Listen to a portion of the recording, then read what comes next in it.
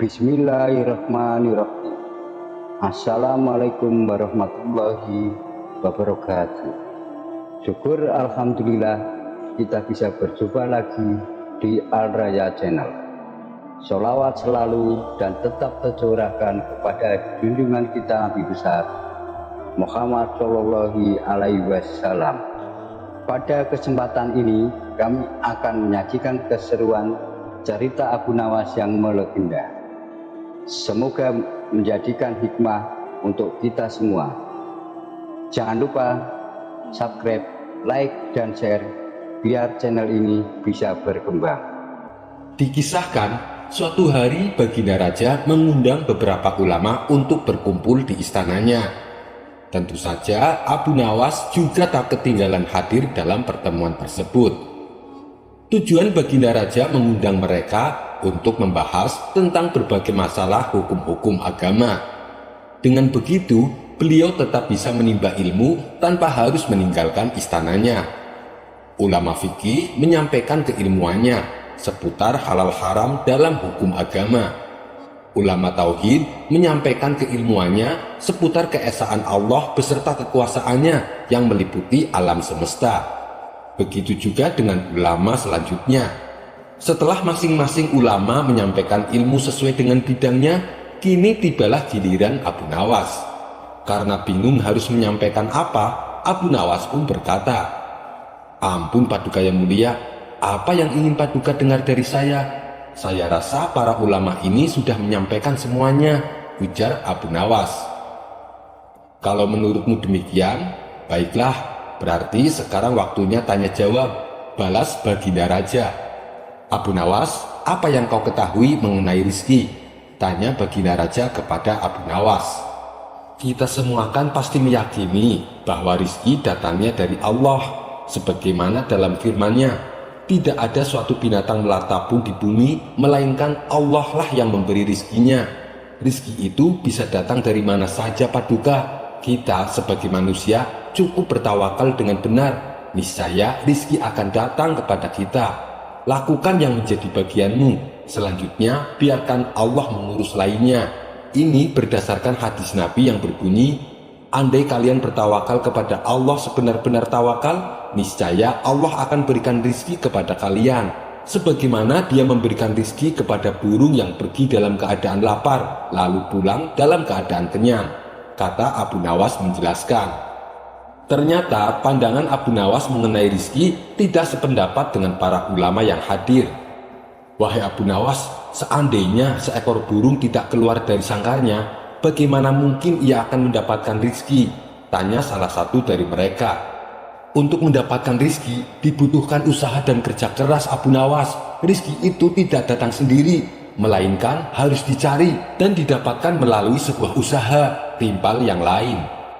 Tapi Abu Nawas bersikukuh dengan pendapatnya, sehingga terjadilah sedikit perdebatan di antara mereka. Tak ingin debat berkepanjangan, Abu Nawas lalu berkata, "Begini saja, besok kita berkumpul lagi di sini dan buktikan pendapat kalian di hadapan Paduka Raja," usul Abu Nawas. Para ulama ini pun sepakat dengan tawaran Abu Nawas tersebut. Abu Nawas dan para ulama kemudian pamit kepada Baginda Raja meninggalkan istana. Setelah berpamitan kepada Baginda Raja, Abu Nawas pun segera pulang ke rumahnya sebab ia harus mengajar murid-muridnya. Sementara para ulama ini sibuk mencari cara untuk membuktikan pendapat mereka. Hingga pada akhirnya saat mereka berjalan pulang menyusuri sebuah desa, mereka melihat penduduk setempat sedang panen buah kurma. Kemudian terbesitlah niatan para ulama untuk membantu warga. Setelah selesai dengan pekerjaannya, para ulama ini mendapat imbalan beberapa ikat buah kurma dari warga setempat. Mereka senang bukan main. Para ulama ini senang bukan karena mendapatkan kurma, tetapi karena memiliki alasan untuk menyampaikan kepada Abu Nawas dan Baginda Raja bahwa pendapat mereka soal rizki adalah benar. "Kita mendapatkan buah kurma karena kita berusaha dan bekerja, sedangkan Abu Nawas hanya diam di rumah. Mana mungkin dia mendapatkan kurma?" Ini menunjukkan bahwa rizki bisa didapatkan bila mencarinya dan bekerja. Jadi pendapat kita sudah benar. Besok kita bawa kurma ini sebagai buktinya. kita tunjukkan kepada Abu Nawas dan Baginda Raja, kata salah satu ulama kepada kawannya. Maka pada keesokan harinya, para ulama ini datang ke istana. Sesampainya di sana, ternyata sudah ada Abu Nawas duduk di hadapan Baginda Raja. Melihat para ulama sudah datang, Baginda Raja segera menyambutnya. "Kemarilah, silahkan duduk tuan-tuan," sambut Baginda Raja. Mereka pun lalu duduk bersebelahan dengan Abu Nawas. Salah satu dari mereka kemudian berkata, "Ampun Paduka yang mulia, sesuai dengan janji kami membawakan bukti atas pendapat kami. Kami rasa pendapat Abu Nawas kurang tepat Paduka, justru pendapat kamilah yang lebih tepat." Mendengar hal itu, Baginda Raja pun bertanya, "Bukti apa yang kalian bawa?" Para ulama ini segera menunjukkan beberapa ikat buah kurma dan meletakkannya di hadapan Abu Nawas dan Baginda Raja. "Buah kurma ini kami dapatkan karena kemarin kami bekerja membantu warga panen kurma. Jadi mengenai pendapat Abu Nawas yang mengatakan seseorang cukup bertawakal dengan benar, nanti rizki akan datang sendiri. Kami rasa pendapat tersebut kurang tepat Paduka. Pendapat kamilah yang lebih tepat, karena rizki itu harus dicari. Seandainya kami tidak bekerja membantu warga, kurma ini tentu tidak akan sampai di tangan kami. Sedangkan Abu Nawas kemarin hanya berdiam diri di rumah. Apakah Abu Nawas mendapat kurma seperti kami? Tentu saja tidak Paduka, karena kemarin Abu Nawas tidak bekerja," kata mereka menjelaskan. "Yang kalian katakan itu benar sekali. Saya sependapat dengan kalian," sahut Baginda Raja. "Bagaimana denganmu Abu Nawas? Apakah kamu masih membantahnya?" tanya Baginda Raja kepada Abu Nawas. Mendengar itu, Abu Nawas hanya tersenyum seraya mengambil kurma dan mencicipinya. Kemudian ia pun berkata, "Kemarin aku memang hanya di rumah seharian karena aku harus mengerjakan tugasku sebagai guru, yaitu mengajar murid-muridku ilmu agama. Dan hari ini saat kalian bercerita tentang kurma, tiba-tiba saya jadi kepengin. Alhamdulillah, kalian datang bukan hanya membawa ceritanya saja, tapi juga membawa serta buah kurmanya untukku. Bukankah ini juga bagian dari rizki yang datang tanpa sebab? Seperti yang saya ucapkan dulu Paduka, cukup dengan tawakal yang benar kepada Allah, niscaya Allah akan berikan rizki. Lakukan yang menjadi tugasmu. Selanjutnya biarkan Allah yang mengurus lainnya. Dan saya melakukan tugasku sebagai guru. Lalu Allah mengirim kalian membawakan kurma untukku," ucap Abu Nawas tak mau kalah. Mendengar penjelasan Abu Nawas, mereka pun langsung tertawa satu sama lain. "Kamu memang cerdik Abu Nawas," puji Baginda Raja. Sementara para ulama ini meskipun berbeda pendapat, mereka tak saling menyalahkan dan membenarkan pendapatnya sendiri. Begitulah indahnya Islam apabila saling menghormati perbedaan pendapat. Cerita berikutnya. Tersebutlah di negeri Baghdad ada seorang saudagar yang sangat pelit. Dia adalah tetangganya Abu Nawas.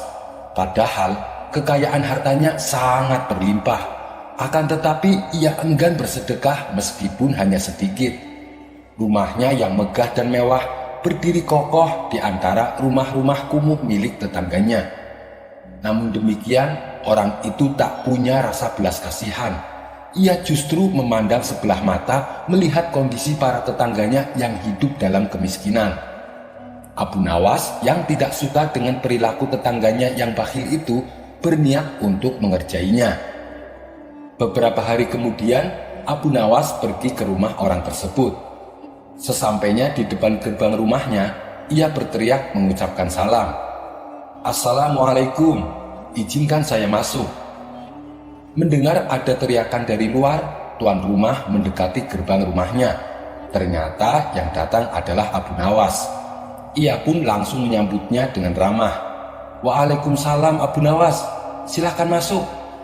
"Tumben kamu main ke rumah saya," ucapnya berbahasa basi. Setelah diajak masuk ke ruang tamu dan dipersilahkan duduk, Abu Nawas pun berkata, "Saya ada sesuatu yang penting yang ingin aku bicarakan." "Apa itu Abu Nawas?" tanyanya penasaran. "Begini tuan, saya ingin membuat pengakuan. Saya telah mencuri ayam dan saya ingin bertaubat. Maafkanlah dosa saya tuan," ucap Abu Nawas dengan nada memelas.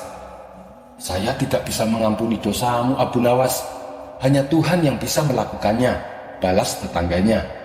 Lalu, apa yang harus aku lakukan dengan ayam curian ini?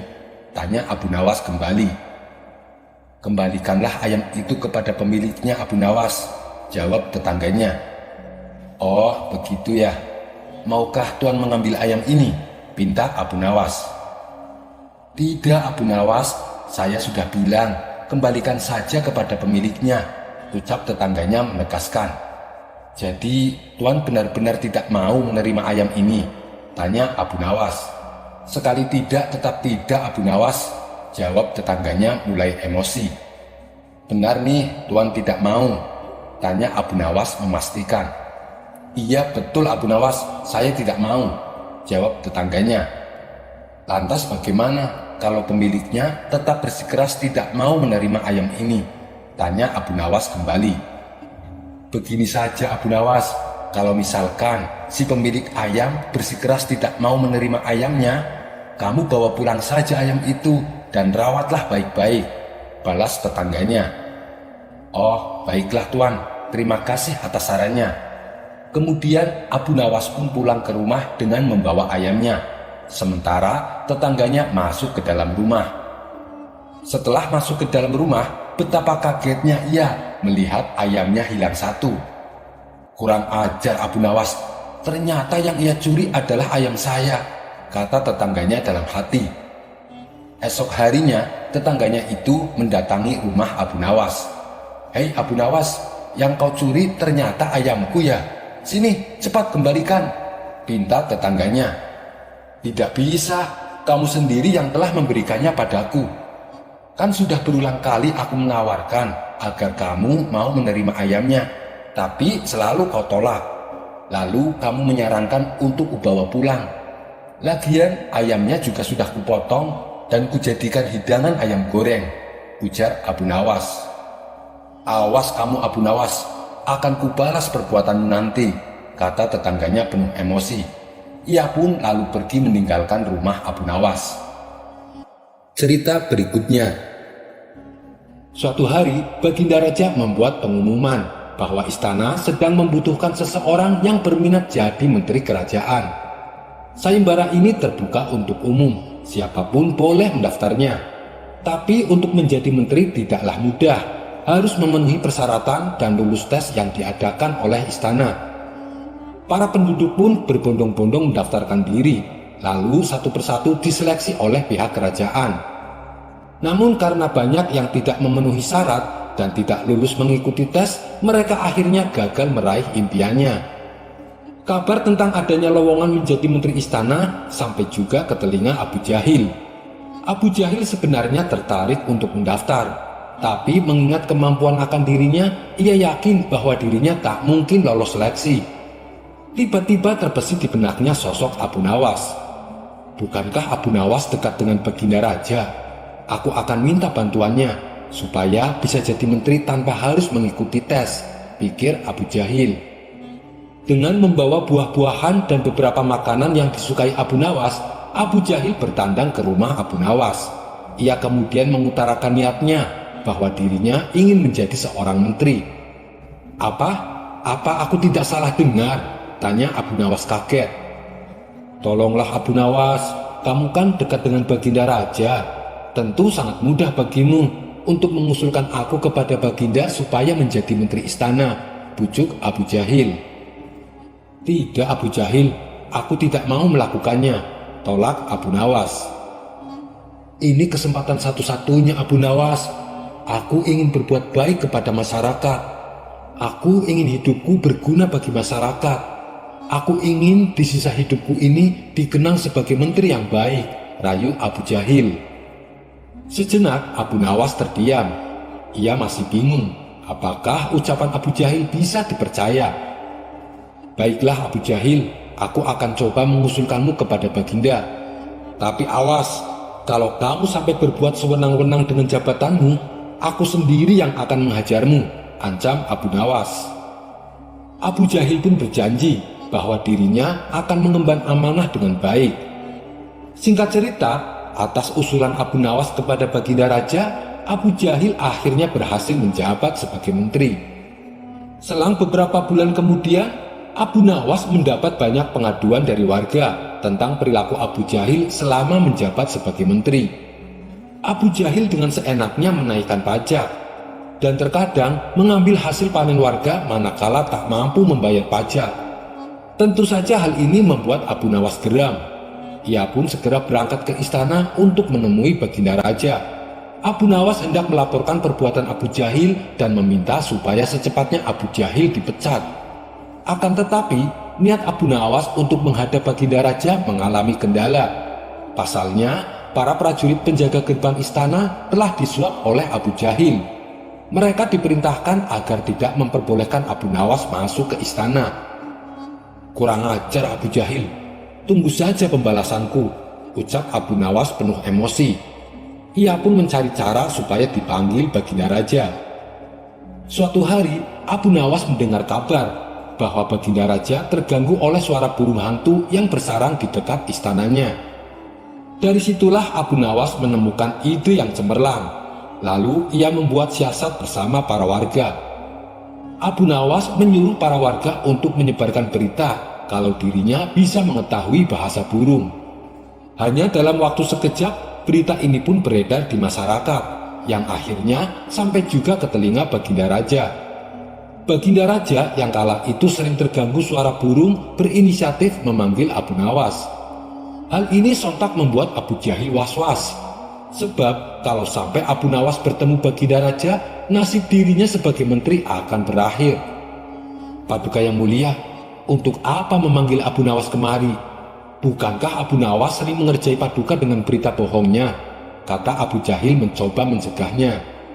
"Apa urusanmu melarangku?" bentak Baginda Raja. "Ampun Paduka, saya tidak melarang. Saya hanya tidak ingin Paduka dibohongi terus," ujar Abu Jahil beralasan.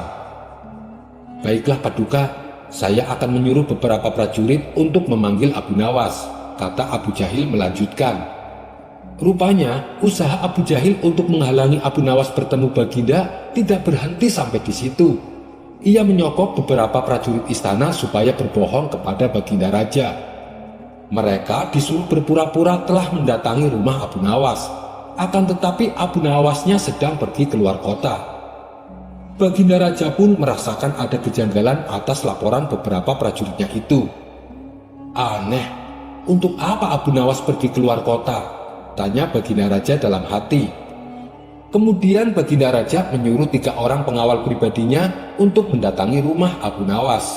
Dan ternyata Abu Nawas tidak pergi kemana-mana. Singkat cerita, akhirnya Abu Nawas datang ke istana menghadap Baginda Raja. "Wahai Abu Nawas, kemarilah. Sudah lama kita tidak bertemu," sambut Baginda Raja. Abu Nawas lalu dipersilahkan duduk di samping Baginda Raja. Abu Nawas lalu dipersilahkan duduk di sampingnya. Sementara Abu Jahil terlihat cemas dengan kehadiran Abu Nawas. "Begini Abu Nawas, saya dengar kabar kamu bisa tahu bahasa burung. Apakah benar begitu?" tanya Baginda Raja. "Benar sekali Paduka.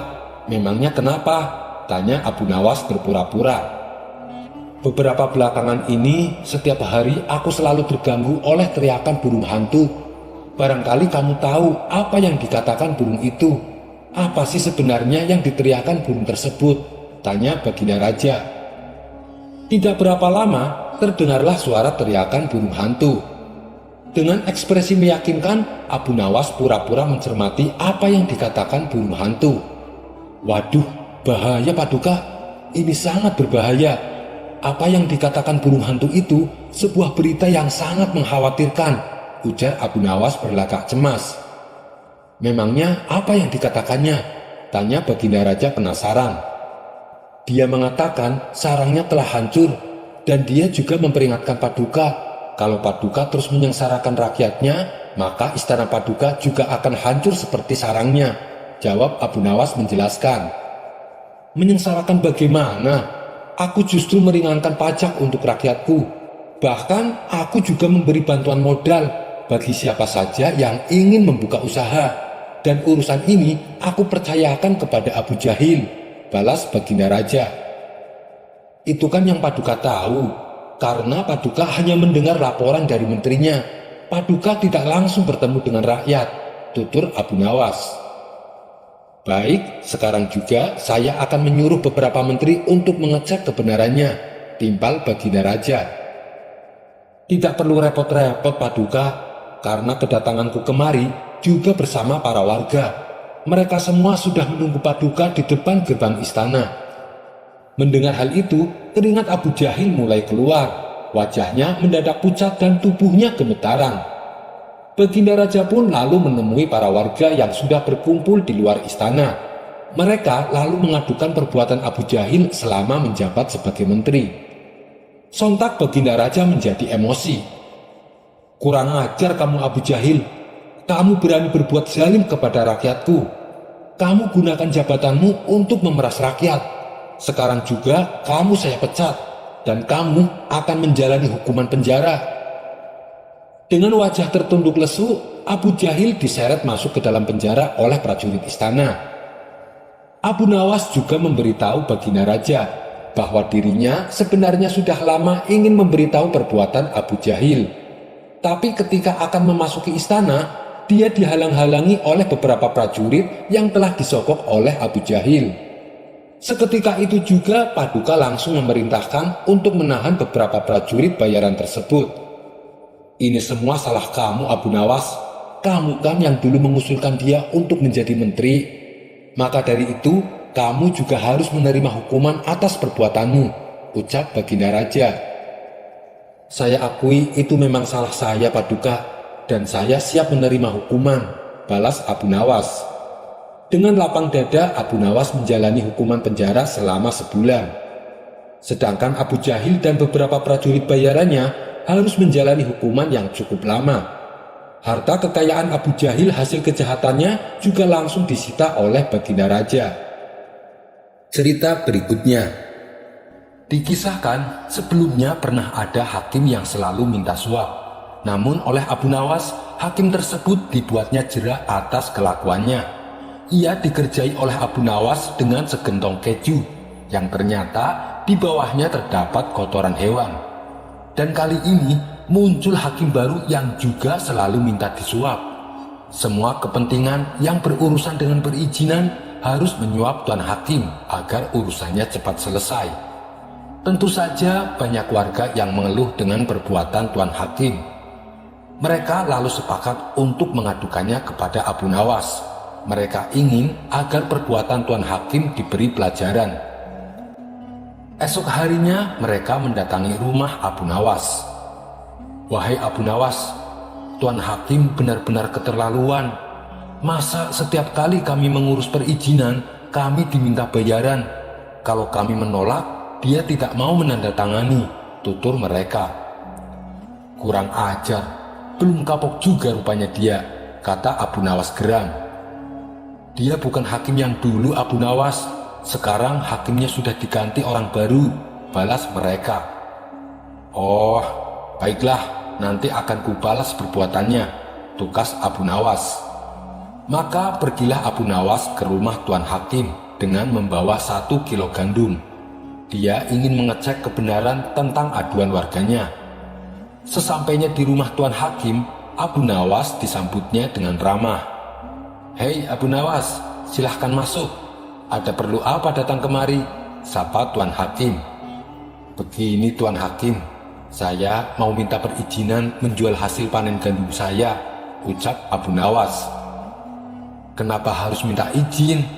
Jual beli gandum kan tidak perlu pakai surat, tanya tuan hakim heran. Iya tuan hakim, tapi biar lebih nyaman, jawab Abu Nawas. Benar juga katamu Abu Nawas, memang seharusnya begitu. Lalu apa yang kamu bawa itu? Tanya tuan hakim kembali. Oh, ini sekantong gandum, oleh-oleh buat tuan hakim, balas Abu Nawas. Setelah surat perizinan dibuat, Abu Nawas lalu pamit pulang. Mulai besok akan saya berlakukan perizinan penjualan hasil panen gandum. Dengan begitu, aku bisa mendapatkan banyak keuntungan, pikir tuan hakim penuh gembira. Sementara Abu Nawas di rumah, terus memikirkan bagaimana caranya membuat kapok hakim baru tersebut. Saat ia sedang termenung, tiba-tiba pintu rumahnya diketok. Ternyata yang datang adalah beberapa prajurit kerajaan.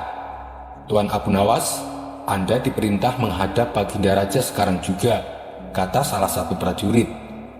Tak menunggu lama, Abu Nawas bergegas pergi menuju ke istana. Singkat cerita, Abu Nawas menghadap Baginda Raja. "Ada gerangan apa Paduka memanggil hamba?" tanya Abu Nawas. "Saya ada tugas untukmu, Abu Nawas. Saya akan membeli lahan yang luas di daerahmu. Dan saya ingin kamu yang mengurusi segalanya, termasuk surat perizinan," titah Baginda Raja. "Hamba siap, Paduka yang mulia. Karena ini adalah tugas penting, saya minta beberapa prajurit untuk berjaga di rumah saya," jawab Abu Nawas. "Memangnya ada apa, Abu Nawas? Kenapa harus ada prajurit yang berjaga di rumah kamu?" tanya Baginda Raja heran. "Karena ada kejutan yang akan hamba persembahkan kepada Paduka," jawab Abu Nawas. "Baiklah, terserah kamu saja, Abu Nawas," balas Baginda Raja. Abu Nawas kemudian langsung pamit pulang. Di sepanjang perjalanan, Abu Nawas terlihat sangat senang. "Akhirnya aku mendapatkan ide cemerlang untuk membuat kapok Tuan Hakim." Esok harinya, dengan membawa sekantong tanah, Abu Nawas menemui Tuan Hakim di rumahnya. "Tuan Hakim, saya ada perlu. Saya mau mengurus surat perjanjian jual beli tanah," kata Abu Nawas membuka percakapan. "Oh, silahkan," jawab Tuan Hakim sambil melirik kantong yang dibawa Abu Nawas. "Kamu mau beli tanah di mana?" tanya Tuan Hakim. Abu Nawas lalu menyebutkan tempat dan luas tanah yang akan dibelinya. "Wah, itu kan lahan luas sekali, Abu Nawas," kata Tuan Hakim merasa kagum. "Iya, Tuan Hakim, makanya kantong yang saya bawa juga 2 kali lipat beratnya dari yang kemarin," ujar Abu Nawas. "Kamu bisa aja, Abu Nawas," balas Tuan Hakim tersipu malu.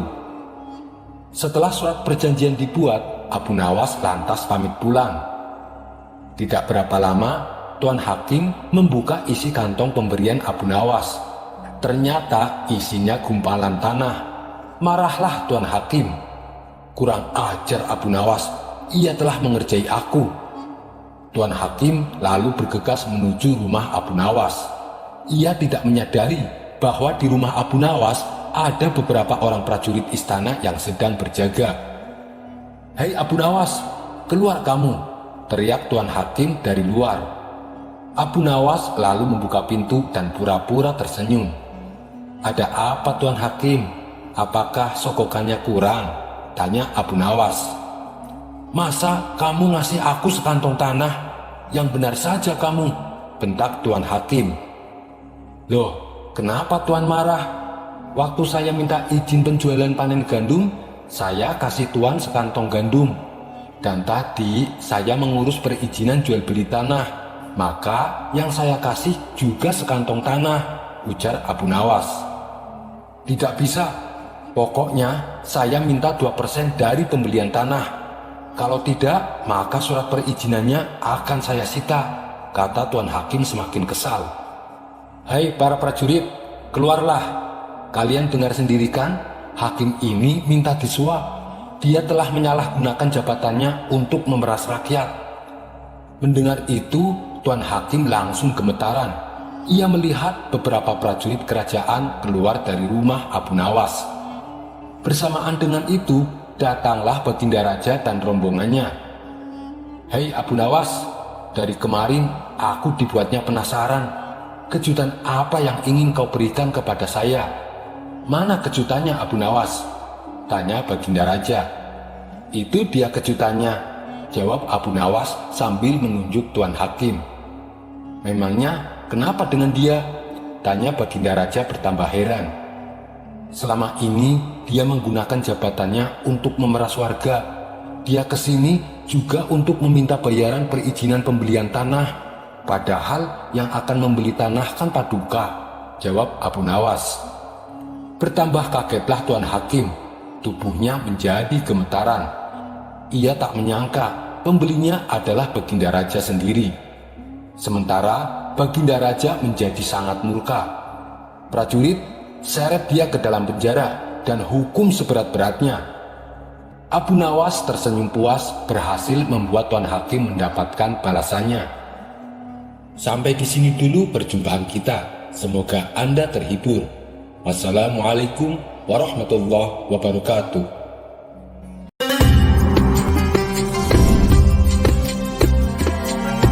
Bismillahirrahmanirrahim. Assalamualaikum warahmatullahi wabarakatuh. Syukur alhamdulillah kita bisa berjumpa lagi di Al Raya Channel. Sholawat selalu dan tetap tercurahkan kepada junjungan kita Nabi besar Muhammad Shallallahu Alaihi Wasallam. Pada kesempatan ini kami akan menyajikan keseruan cerita Abu Nawas yang melegenda. Semoga menjadikan hikmah untuk kita semua. Jangan lupa subscribe, like, dan share biar channel ini bisa berkembang. Meski dikenal dengan tingkah yang konyol dan kadang nyeleneh, akan tetapi ternyata Abu Nawas mempunyai kecerdasan yang membuat orang-orang merasa kagum, termasuk Baginda Raja sendiri. Sebagai seorang pemimpin negeri, Baginda Raja seringkali mengundang Abu Nawas untuk memecahkan masalah yang dihadapinya. Suatu hari, saat Abu Nawas sedang santai di rumahnya, tiba-tiba datang beberapa prajurit kerajaan menemui Abu Nawas. "Tuan Abu, Anda diperintah Baginda Raja untuk menghadap," kata salah satu prajurit. "Bukannya kemarin aku baru saja menghadap, kenapa disuruh menghadap lagi?" tanya Abu Nawas. "Kami tidak tahu Tuan Abu, silahkan nanti Tuan Abu tanyakan saja sendiri," jawab prajurit kerajaan. Singkat cerita, datanglah Abu Nawas ke istana menghadap Baginda Raja. "Ampun Paduka yang mulia, ada perlu apa lagi Paduka memanggil saya?" tanya Abu Nawas. Baginda Raja lalu mengutarakan masalah yang selama ini mengganggunya. "Begini Abu Nawas, aku punya masalah yang cukup serius dan aku butuh bantuanmu," tutur Baginda Raja. "Memangnya masalah apa yang sedang Paduka hadapi? Kiranya apa yang bisa saya bantu?" tanya Abu Nawas kembali. "Tadi pagi aku mendapat laporan Abu Nawas, ada saudagar kaya yang kikir. Jangankan untuk bersedekah, membayar zakat saja dia menolak," kata Baginda Raja menjelaskan. "Baginda ini kan seorang raja, panggil saja dia ke istana dan suruh membayar zakat. Kalau dia menolak, masukkan saja ke dalam penjara, pasti dia akan ketakutan," ucap Abu Nawas menyarankan. "Sebenarnya bisa saja aku berbuat demikian, tapi apakah ada cara yang lebih baik dan lebih bijak supaya dia bisa sadar tanpa harus ada paksaan? Saya yakin dia sebenarnya orang baik, karena sebelum dia menjadi saudagar kaya, dia sempat rajin bersedekah dan membayar zakat tepat pada waktunya," ujar Baginda Raja.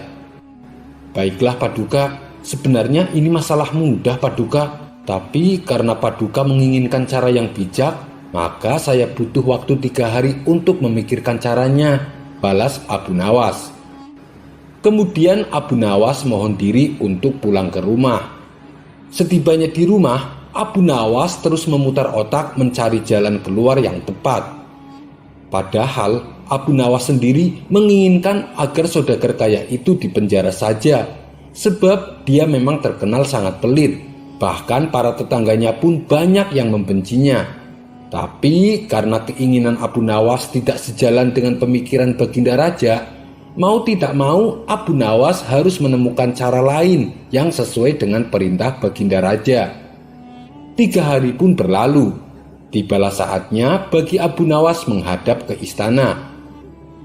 Sesampainya di istana, Abu Nawas langsung dipersilahkan menghadap Baginda Raja. "Bagaimana Abu Nawas? Apakah kamu sudah menemukan caranya?" tanya Baginda Raja. "Sudah Paduka, hamba sudah menemukan caranya," jawab Abu Nawas. "Bagus, "Beritahu aku sekarang caranya," pinta Baginda Raja. "Tapi saya tidak yakin Paduka akan bersedia melakukannya," timpal Abu Nawas. "Apa caranya? Katakan saja," ucap Baginda Raja mulai penasaran. "Caranya adalah saya dan Baginda Raja harus jadi pengemis. Lalu kita datangi rumah saudagar kaya itu. Kita berdua pura-pura mengemis kepadanya," kata Abu Nawas memberitahu. "Memangnya harus aku yang melakukan? Apa tidak bisa diwakilkan?" tanya Baginda Raja. "Tidak bisa, Paduka, karena ini adalah cara satu-satunya," jawab Abu Nawas. Awalnya Baginda Raja ragu atas ide konyol Abu Nawas ini. Namun karena ingin menyadarkan saudagar pelit tersebut, akhirnya Baginda Raja bersedia menuruti saran Abu Nawas. Esok harinya, Abu Nawas dan Baginda Raja mendatangi rumah saudagar kaya dengan mengenakan baju layaknya seorang pengemis. Setibanya di rumah saudagar kaya, mereka tidak langsung mendatangi rumahnya. "Kita awasi dulu, Paduka. Tunggu saudagar itu keluar. Kalau kita ke sana sekarang, nanti yang akan menemui kita adalah penjaganya. Kita pasti akan diusir. Percuma kita ke sana tapi tak bisa menjumpai saudagar itu," tutur Abu Nawas. Setelah sekian lama menunggu, akhirnya saudagar tersebut keluar dan duduk di teras rumahnya. Tanpa membuang-buang waktu, Abu Nawas segera mengajak Baginda Raja untuk menghampiri saudagar tersebut. "Tuan, berilah kami sedekah, Tuan," pinta Abu Nawas. "Tidak ada, aku tidak punya uang receh," balas saudagar kaya dengan nada ketus. "Apakah Tuan punya makanan? Kami lapar sekali, Tuan," tanya Abu Nawas. "Tidak ada, sana kamu pergi," jawab saudagar tersebut mulai emosi. "Baiklah, kalau begitu kami minta air putih saja, Tuan," balas Abu Nawas. "Kalian ini tuli atau gimana sih? Sudah aku bilang, aku tidak punya apa-apa. Sana, pergi kalian, jangan ganggu saya," bentak saudagar kaya. Di saat itulah Abu Nawas memulai akal cerdiknya.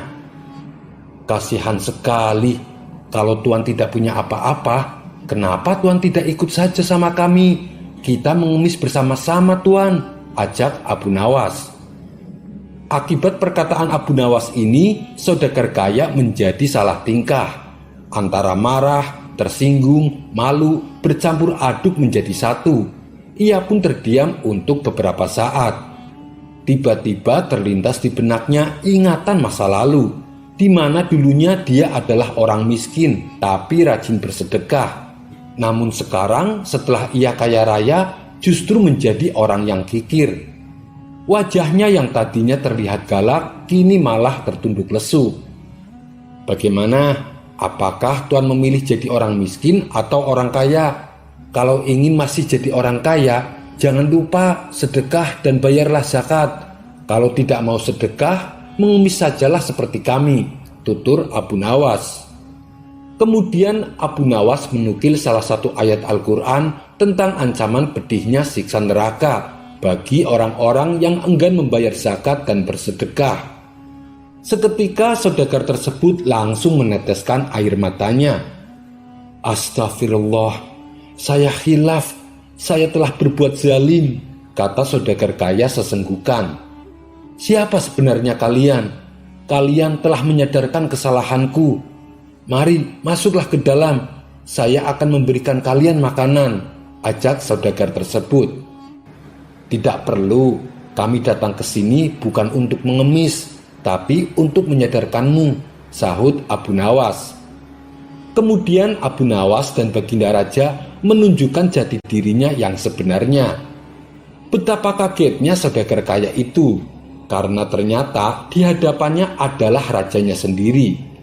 Saudagar itu pun langsung duduk bersimpuh memohon maaf kepada Baginda Raja. Sejak kejadian tersebut, akhirnya saudagar kaya kini rajin bersedekah dan taat membayar zakat. Cerita berikutnya. Di suatu sore yang teduh, Seperti biasa, Abu Nawas jalan-jalan berkeliling kampung untuk menghilangkan rasa jenuhnya. Ia pun tak lupa mampir ke warung tempat biasa ia nongkrong bersama kawan-kawannya. Baru saja Abu Nawas duduk dan menghirup secangkir teh hangat, tiba-tiba ia mendengar kegaduhan. Ia melihat orang-orang pada berlarian. "Tangkap, cepat, tangkap!" teriak orang-orang. Karena penasaran, Abu Nawas pun bertanya, "Ada apa ini?" tanya Abu Nawas. Salah satu warga menjawab, "Ada orang gila menculik anak kecil, kami sedang mengejarnya." Abu Nawas menjadi kaget. Ia pun langsung ikut membantu mengejar orang gila tersebut. Orang gila itu berlari menuju ke arah menara di tengah kota sambil menggendong anak kecil. Sementara Abu Nawas dan para warga terus mengejarnya. Merasa dirinya terancam, orang gila tersebut menjadi panik. Ia pun lalu naik ke atas menara. Dan ketika dia melihat para warga terus mengejarnya dengan ikut naik ke atas menara, orang gila itu pun berteriak, "Hei, kalau kalian naik ke atas menara, akan aku jatuhkan anak kecil ini," ancam orang gila tersebut. Para warga pun kebingungan. Mereka khawatir dengan keselamatan si anak kecil. Lalu mereka terpaksa mengurungkan niatnya naik ke atas menara.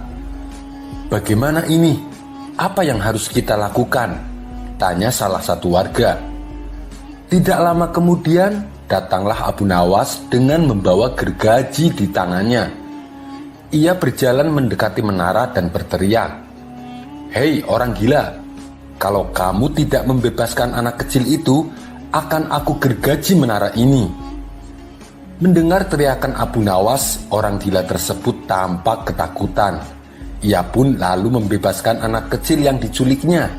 Akhirnya anak kecil itu berhasil diselamatkan. Cerita berikutnya. Seringnya Abu Nawas berjalan bolak-balik masuk hutan, membuat dirinya tak menyadari kalau sepatu yang dipakainya mulai rusak. Hingga pada suatu ketika, saat ia berada di tengah hutan untuk menebang kayu, sepatunya sobek dan tak bisa digunakan. Ia pun lalu membuang kedua sepatunya. Terpaksa ia berjalan pulang tanpa menggunakan alas kaki.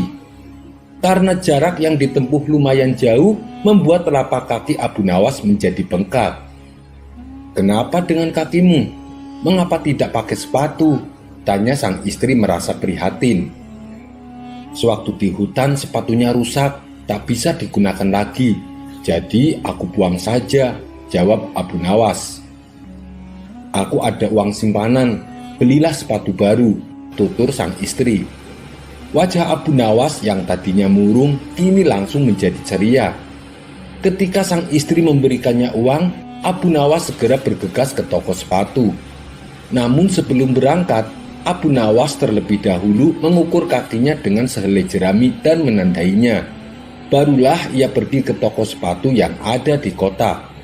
Sesampainya di toko sepatu, ia lupa membawa jerami yang tadi digunakan untuk mengukur kakinya. Tentu saja hal ini membuat Abu Nawas kebingungan. Pasalnya hari sudah menjelang sore, yang berarti tidak lama lagi toko akan tutup. Akhirnya Abu Nawas menemukan solusi. Ia menghampiri pemilik toko sepatu dan berkata, "Tuan, bisakah Tuan menunggu barang sejenak? Aku akan mengambil jeramiku yang tertinggal di rumah." Belum sempat si pemilik toko menjawab, Abu Nawas bergegas pulang ke rumah untuk mengambil jerami pengukur kakinya. Lalu dengan tergopoh-gopoh, ia pun kembali lagi ke toko sepatu tersebut. Naasnya, waktu sudah hampir malam, dan toko yang ia datangi tentu saja sudah tutup. Ia pun akhirnya pulang ke rumah dengan perasaan kecewa. Setibanya di rumah, sang istri bertanya, "Mana sepatunya? Katanya mau beli." Abu Nawas kemudian menceritakan yang dialaminya. Mendengar itu, sang istri menjadi heran. "Bukankah engkau bisa mengukurnya langsung pakai kakimu sendiri?" tanya sang istri. "Kamu sama sekali tak mengerti kesulitanku. Kalau dengan jerami ini, ukurannya sangat akurat, sedangkan kakiku tak mudah dipercaya," ujar Abu Nawas penuh percaya diri. Cerita berikutnya. Dikisahkan, kondisi ekonomi keluarga Abu Nawas sedang mengalami kesusahan. Ia pun berinisiatif mencari pekerjaan untuk menafkahi keluarganya. Maka pergilah Abu Nawas ke pasar. Beberapa toko sudah ia datangi hendak melamar pekerjaan. Namun tak satu pun yang berminat menggunakan jasa tenaganya. "Maaf Abu Nawas, toko kami sedang sepi, jadi kami tak mampu untuk membayarmu," ucap salah satu pemilik toko. Hingga waktu menjelang siang, Abu Nawas masih belum juga mendapatkan pekerjaan. Dengan perasaan kecewa, Abu Nawas memutuskan balik ke rumah. Ketika ia tengah menyusuri jalanan sepi, tiba-tiba kakinya terantuk sesuatu. Karena penasaran, Abu Nawas membungkuk dan mengambilnya. Ternyata cuma koin penyok yang sudah karatan. Gerutu Abu Nawas kecewa. Meskipun begitu, ia memasukkan koin tersebut ke dalam sakunya. Kemudian ia melanjutkan langkahnya pulang ke rumah. Saat ia melewati toko barang antik, ia ditegur oleh si pemilik toko yang kebetulan adalah sahabatnya. "Hei Abu Nawas, dari mana? Mampirlah kemari," pintanya. Abu Nawas pun mampir ke toko sahabatnya itu. Ia lalu dipersilahkan duduk dan diajaknya minum secangkir teh hangat. "Dari pagi aku mencari pekerjaan, tapi belum juga aku dapatkan," ucap Abu Nawas membuka obrolan. "Kondisi pasar memang sedang lesu Abu Nawas. Kamu sendiri lihat kan, toko saya terlihat sepi," balas sahabatnya. "Oh iya, tadi aku menemukan koin, tapi kondisinya sudah penyok dan karatan. Kalau kamu berminat, ambil saja," kata Abu Nawas sambil menyerahkan koinnya. Sahabatnya itu tampak serius mengamati koin pemberian Abu Nawas. "Ini kan koin barang antik Abu Nawas, banyak yang mencarinya. Kemarin saja ada saudagar kaya datang kemari, ia hendak membeli koin seperti ini. Begini saja Abu Nawas, kamu sedang butuh uang kan? Sebagai imbalannya, aku kasih kamu uang 300 dinar, ucap sahabatnya. "Kamu serius?" tanya Abu Nawas kaget. "Ya iyalah, saya serius," balas sahabatnya sambil memberikan uang 300 dinar. Setelah menerima uang tersebut, Abu Nawas buru-buru pamit pulang. Ia berencana membeli makanan bagi keluarganya. Di tengah jalan, Abu Nawas berpapasan dengan seseorang yang sedang membawa kambing. Terlintaslah di benak Abu Nawas ingin membeli kambing tersebut untuk dijadikan hidangan. Tapi sayangnya, uang yang ia punya hanya 300 dinar. "Kamu berminat membeli kambing ini?" tanya orang tersebut. "Iya, tapi uangku cuma 300 dinar, jawab Abu Nawas. "Tidak apa-apa, aku memang hendak menjualnya 300 dinar, balas orang tersebut. Akhirnya Abu Nawas berjalan pulang dengan membawa seekor kambing. Dan lagi-lagi ketika ia melewati rumah saudagar kaya, Abu Nawas dipanggilnya. "Hei Abu Nawas, sini aku beli kambingmu. Nanti malam aku mau mengadakan pesta keluarga," ucap saudagar kaya. "Boleh, tapi harganya 1000 dinar, jawab Abu Nawas asal-asalan. Tanpa diduga saudagar kaya tersebut menyetujuinya. "Ya, sini aku bayar," kata saudagar kaya. Dengan senang hati Abu Nawas menjual kambingnya, sebab ia mendapat untung 700 dinar. Maka pulanglah Abu Nawas dengan membawa uang 1000 dinar. Sialnya, saat ia hendak masuk rumah, Abu Nawas dihadang sekawanan perampok. Salah satu dari mereka mengacungkan pisau belati ke arah Abu Nawas. "Berikan uangmu, atau aku akan membunuhmu," ancam si perampok. Dengan tubuh gemetaran, Abu Nawas memberikan uang 1000 dinar miliknya. Sementara istri Abu Nawas yang melihat kejadian itu dari balik jendela langsung keluar dan berteriak, "Hei, apa yang kalian lakukan?"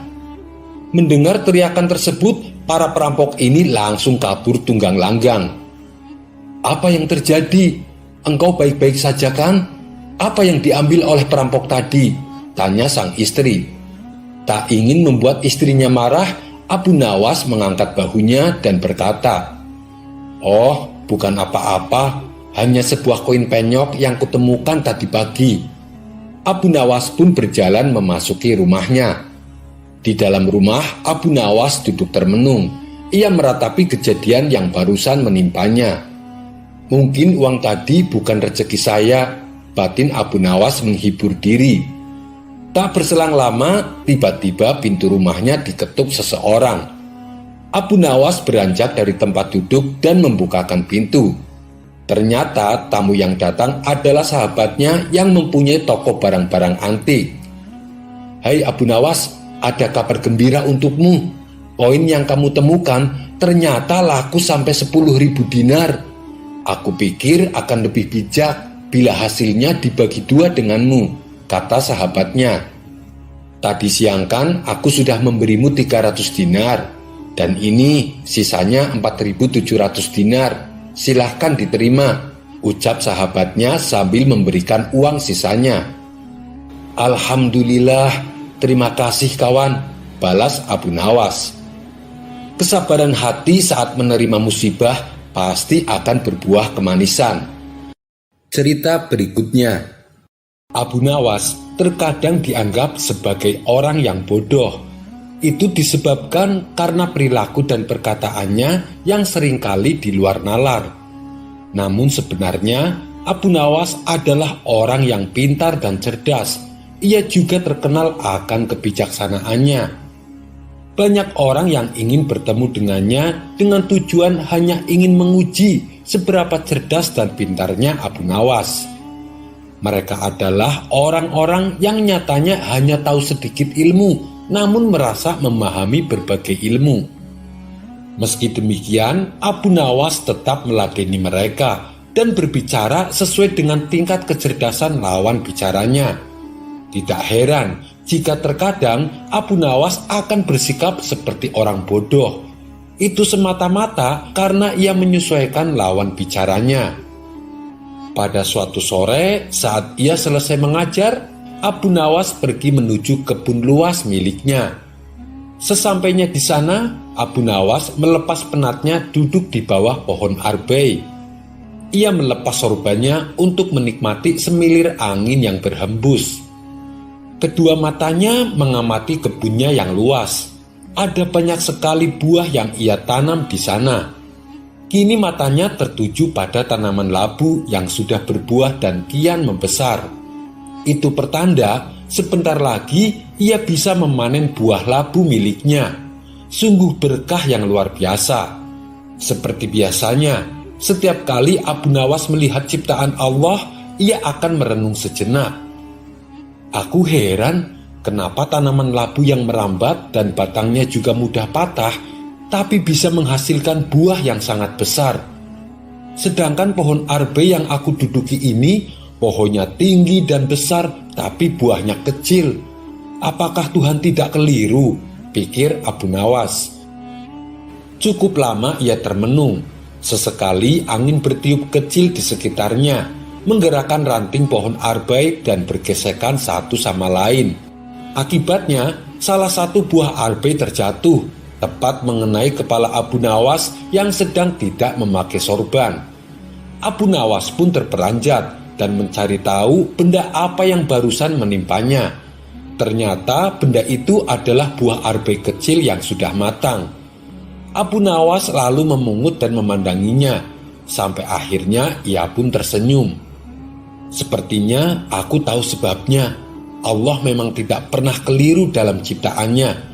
Andaikan buah arbei besarnya disesuaikan dengan pohonnya atau sebesar buah labu, pastilah kepalaku sudah hancur," kata Abu Nawas dalam hati. Ia pun kembali memuji ciptaan Allah yang sangat adil dan tidak pernah keliru. Cerita berikutnya.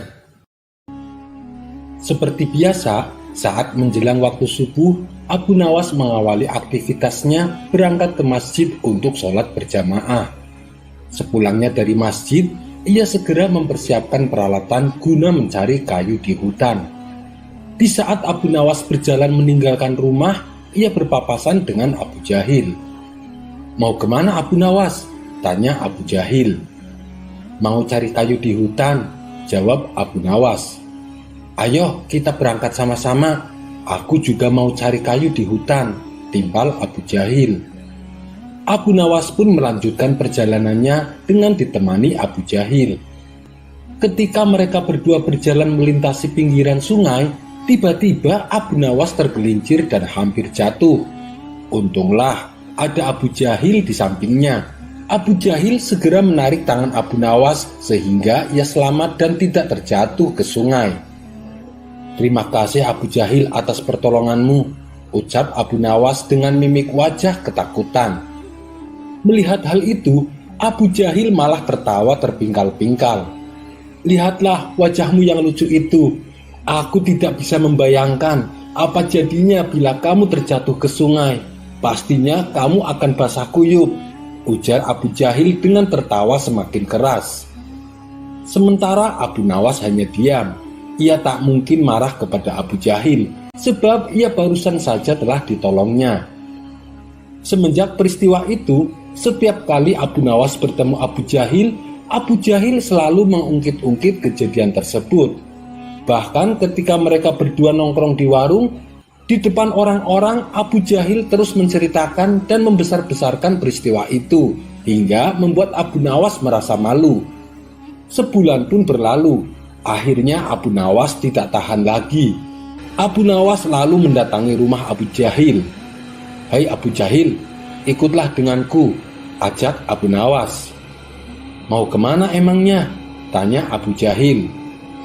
"Sudah, pokoknya ikut saja," balas Abu Nawas. Mereka berdua lantas pergi menuju suatu tempat. Rupanya Abu Nawas mengajak Abu Jahil ke tempat sungai di mana dulu ia diselamatkan. Setibanya di sana, dengan masih mengenakan pakaian dan sepatu, Abu Nawas langsung menjatuhkan dirinya ke sungai. Dalam keadaan basah kuyup, Abu Nawas berkata kepada Abu Jahil, "Lihatlah, aku sekarang sudah basah kuyup, seperti jika engkau tidak menolongku. Jadi berhentilah mempermalukan aku di depan orang-orang," ujar Abu Nawas. Abu Jahil yang mulai menyadari kekeliruannya segera meminta maaf kepada Abu Nawas. Cerita berikutnya. Saat kota Baghdad sedang dilanda musim paceklik, semua harga kebutuhan pokok menjadi naik, terutama harga madu. Harga madu sangat mahal kala itu. Untuk mendapatkannya juga sulit. Maka tidak semua orang bisa beruntung menikmati madu. Suatu kali, tetangga Abu Nawas yang bernama Tuan Hamid mendapat kiriman madu dari sahabatnya yang tinggal di negeri seberang. Sebenarnya ia ingin sekali menikmati madu kiriman sahabatnya itu. Namun sayangnya, ia harus segera berangkat keluar kota pada hari itu juga. Menikmati madu sambil terburu-buru tentu akan hilang kenikmatannya. Apa boleh buat, ia harus menundanya dulu. Namun Tuan Hamid bingung di mana harus menyimpan madunya, sebab rumahnya akan kosong selama dia pergi. "Aku takut madu ini akan dicuri orang. Madu mahal seperti ini pasti banyak yang akan mengincarnya," ujar Tuan Hamid. Tuan Hamid juga tidak mungkin membawa serta madunya saat bepergian, sebab perjalanannya cukup jauh. Bisa saja madunya terjatuh, atau di tengah jalan ia dirampok oleh orang jahat. "Kenapa aku tidak minta tolong saja kepada Abu Nawas?" pikir Tuan Hamid. Ia pun pergi ke rumah Abu Nawas untuk menitipkan botol madu kepadanya. Ternyata sesampainya di rumah Abu Nawas, rumahnya terlihat sepi, tidak ada orang sama sekali. Tuan Hamid pun kembali menjadi bingung, kepada siapa lagi ia akan menitipkan madunya. Saat ia hendak pulang ke rumah, di tengah jalan ia berpapasan dengan Abu Jahil. "Dari mana Tuan Hamid? Kenapa terlihat kebingungan?" tanya Abu Jahil. "Aku hendak menitipkan madu sama Abu Nawas, tapi rumahnya tidak ada orang," jawab Tuan Hamid. "Memangnya Anda mau kemana? Kenapa sampai ingin menitipkan madu?" tanya Abu Jahil kembali. "Hari ini juga saya akan pergi keluar kota. Saya ada urusan penting yang tidak bisa ditunda, jawab Tuan Hamid. Kenapa tidak dititipkan sama aku saja? Aku akan menjaganya dengan baik, tawar Abu Jahil. Benarkah? Apa kamu tidak keberatan? Tanya Tuan Hamid. Ya tidaklah, hanya menjaga sebotol madu, masa keberatan? Ujar Abu Jahil. Tuan Hamid lalu memberikan botol madunya kepada Abu Jahil. Beres sudah, sekarang aku tak perlu khawatir dengan sebotol maduku, pikir Tuan Hamid. Maka berangkatlah Tuan Hamid keluar kota dengan perasaan tenang. Setelah 2 bulan berlalu, Tuan Hamid pun pulang. Ia langsung menuju rumah Abu Jahil untuk mengambil madu titipannya. Anda sudah pulang, Tuan Hamid? Anda pasti mau mengambil madu. Ini masih utuh seperti saat Anda menitipkannya, ucap Abu Jahil. Terima kasih Abu Jahil, kamu sungguh baik sekali. Sebagai rasa terima kasihku, silahkan ambil setengah isinya, tawar Tuan Hamid. Namun Abu Jahil menolaknya. Tidak usah, aku tak bisa menerimanya.